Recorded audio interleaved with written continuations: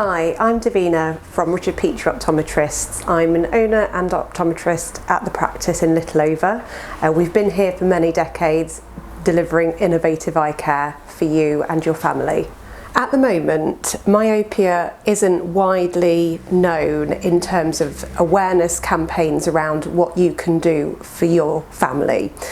We're a minority of practices in the UK that are passionate about being able to offer you all the options out there that are deliverable right now to help you and your family care for their long-term eyesight.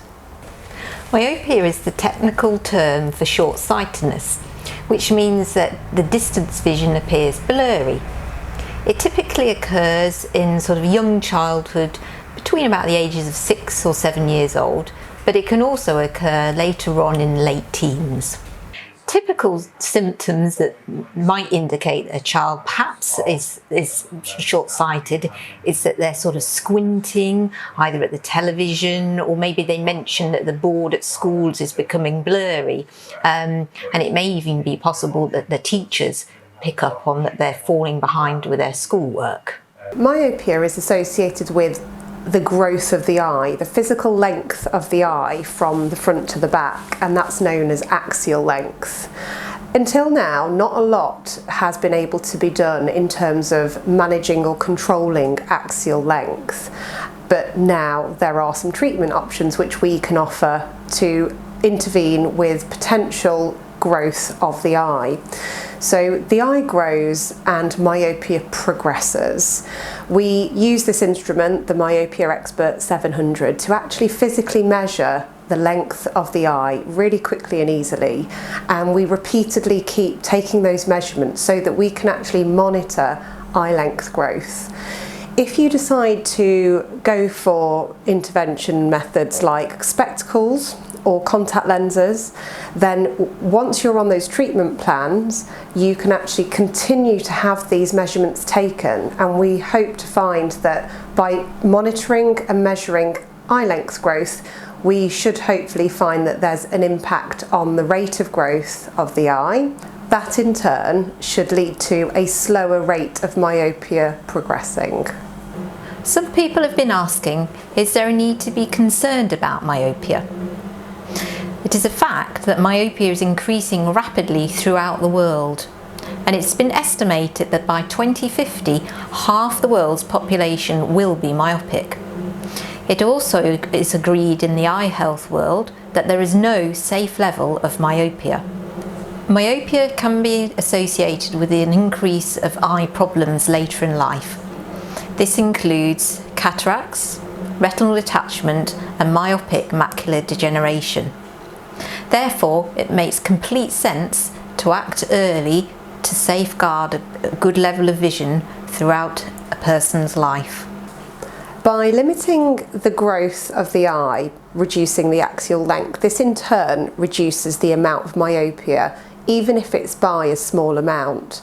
And what we know right now through research is that even by reducing the prescription by 4 steps, it can have a reduction in eye health risk later in life by 30%.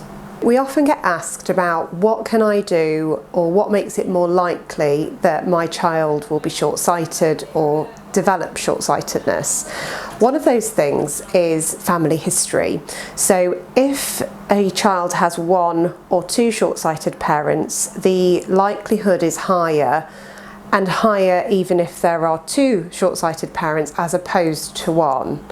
Genetics can play a big part in this. Another few points to make you aware of is the fact that the younger the age of the child when they become short-sighted, the more likely they are to progress probably more quickly and have a high prescription ultimately. The longer the axial length also means the higher the amount of short-sightedness a child will have. Race also plays a strong part, and it's a well-known fact that children of East Asian origin are typically more likely to be short-sighted, but it's also started to become more noticeable generally and throughout the UK and Europe that myopia is on the increase.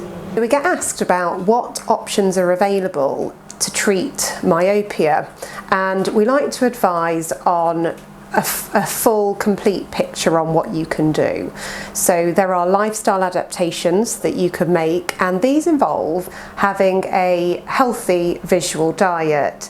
It's widely known that spending a sensible amount of time on close work, as well as balancing that with time spent outdoors, can be beneficial and protective. We like to refer to little helpful memorable acronyms like this 30-30 out rule. So what that refers to is 30 minutes of near work should ideally be a limit, and after that time try to stop and look in the distance. 30 again refers to the distance that you're working at, so trying not to hold the item you're looking at any closer than 30 centimetres for that time. And the out refers to getting outdoors in daylight to get some daylight, and all of these things can serve to be protective against onset of short-sightedness, but also to reduce the rate of progression. To recap, 30 minutes to limit near vision tasks where possible, 30 centimetres working distance, and get out for 90 minutes a day of daylight whenever you can. The most recent treatment option in the UK is a spectacle lens for myopia management. It's accessible and easy to adapt to children of any age. It works by having a series of special rings in the periphery of the lens, but these are invisible to the wearer. This lens, in conjunction with the best fitting frame, ensures that the lens reaches the full potential to control the progression of myopia. It is also worth pointing out that the glasses with the lenses in them need to be worn for 12 hours a day, 7 days a week. Another treatment option for myopia management is via specifically manufactured and researched contact lenses. They are soft, daily disposable contact lenses. They are intended to be worn at least 6 days a week and 10 hours a day. So if your child's ready for this stage of correcting their vision with a contact lens as well as seeing clearly, they can be benefiting from this potential treatment zone in the contact lens that has good statistics in, on average, showing a reduced rate of myopia progression.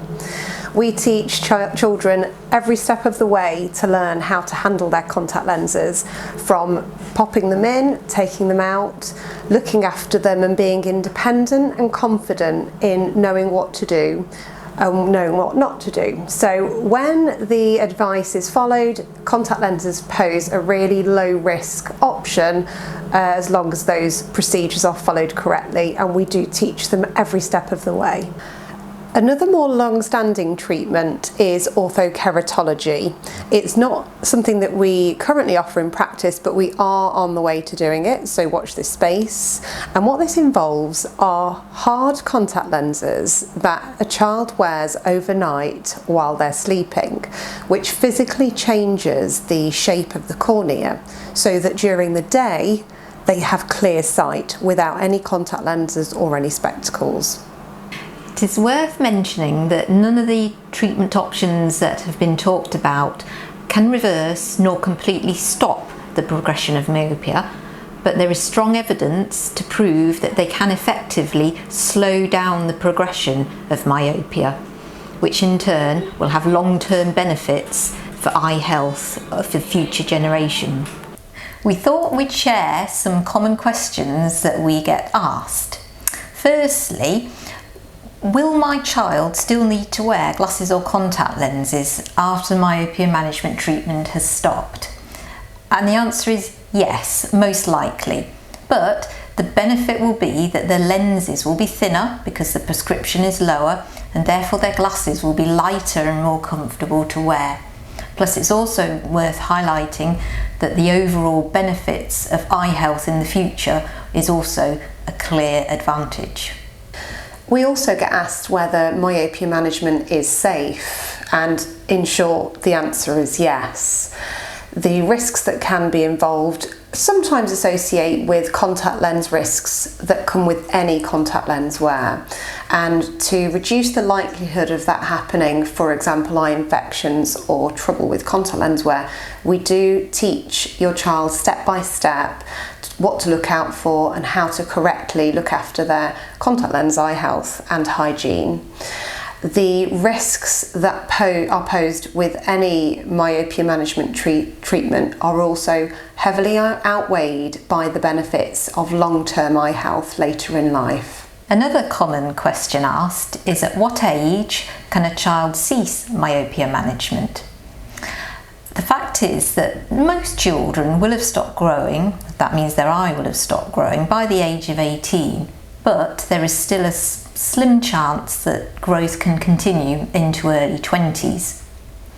Here we will monitor children closely on a 3 or 6 month basis so that we can ultimately make a decision on a case-by-case basis as to when is the right time to cease the myopia management.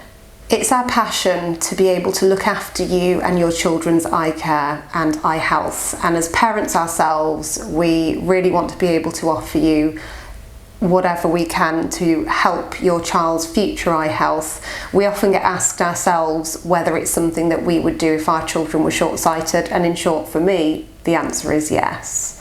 If you want to find out any more, give us a call at the practice or email us and we'd be very happy to answer any of the questions that you have.